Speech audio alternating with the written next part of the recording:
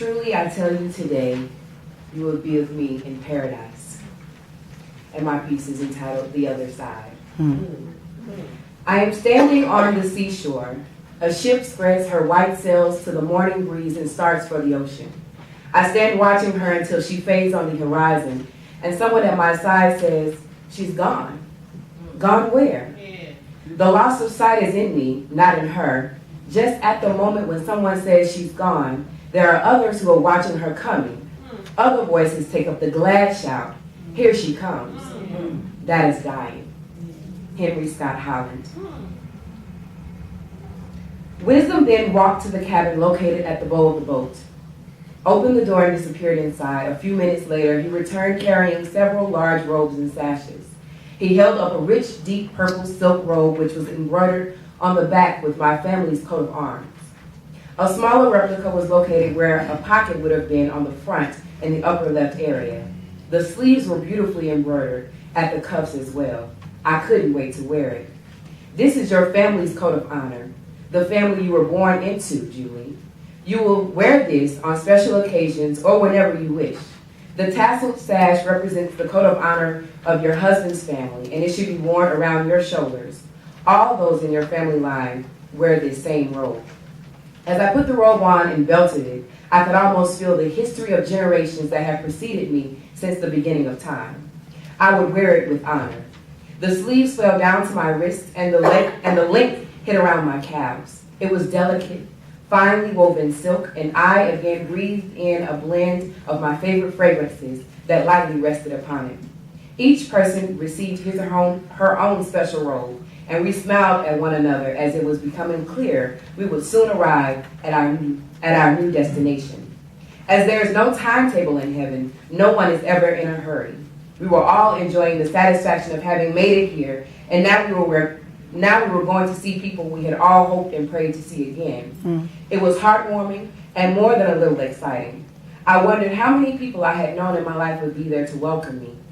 Other questions swirled in my head. Would there be music? Would there be food to eat and something to drink? I couldn't remember being hungry or thirsty even once since I had arrived in heaven, and I remembered Wisdom explaining how it worked.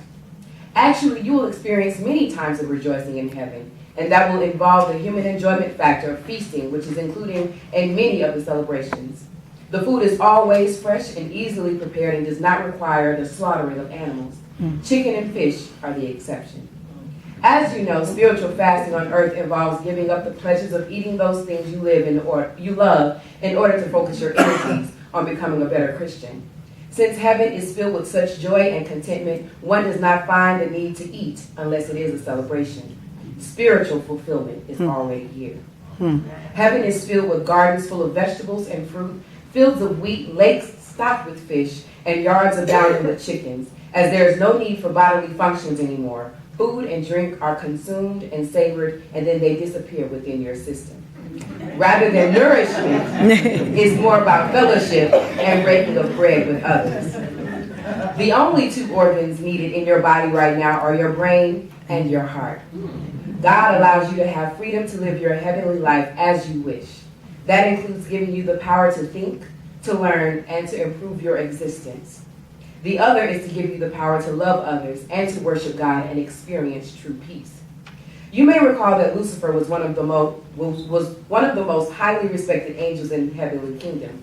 His rebellion and that of his followers still amazes us, but again, God gives us all free will, and that included Adam and Eve on earth and Lucifer in heaven.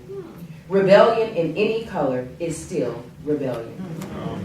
I was so happy to hear that food was consumed only in celebrations and that the calories would not stick, as I had counted calories and attempted every diet in the world since I was about 30 years old. To be able to sustain my own existence without the benefit of lasagna, pizza, bread pudding, homemade biscuits and gravy, and thick slabs of bacon gave me a moment of relief, as I had always found food either comforting or extremely condemning. All the pressures were being eliminated. The way I understood this bit of good news was that I could have the pleasure of eating to my heart's content without fear of the consequences. Heaven was getting better and better. How thankful I was to be a part of it. Wisdom directed our attention to the approaching shore. Look to the front of the boat and you will begin to see many beautiful mansions. Once we dock at the pier, you will disembark and your family and friends will be at the shore to greet you. Have no fear, as God has already prepared your mansion and greeters for your arrival. This is one of the happiest times you will experience in heaven, and God has made special preparations for you in anticipation of this glorious event. We all stood and stared in fascination at the amazing scene that unfolded in front of us. There were thousands of beautiful homes in multiple layers, situated on a huge hill overlooking the Sea of Reconciliation. It reminded me of some of the homes that are layered and stretched high up hillsides in California, only these would never be the victim of a mudslide. Every style known to mankind was represented. There were traditional and modern types, Tudor, castles, log houses, farmhouses, bungalows, domed houses, colonial, beach houses, ranch style, haciendas, and various large and unique tree houses. No two were alike, and that alone was enough to impress anyone. Had I been an architect on earth, I would have been deliriously happy with what my eyes were feasting on. The larger mansions were magnificently designed, some 2 or 3 stories high. Smaller but well-designed homes also were included, and both large and small ones brought a collective ooh from all of us on the boat. Was my heavenly home like one of these?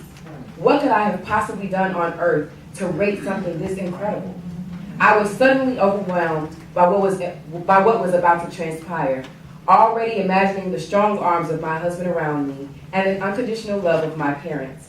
As if on-cue wisdom said, okay, everyone, take a deep breath and remember that God never gives you more than you can handle. I looked at him, smiled with love and appreciation, and replied, you're right, wisdom. I believe I can handle it. I was only a few minutes away from seeing my loved ones and my new specially designed everlasting home. Needless to say, it was hard to stay calm as we had now reached the other side. Amen.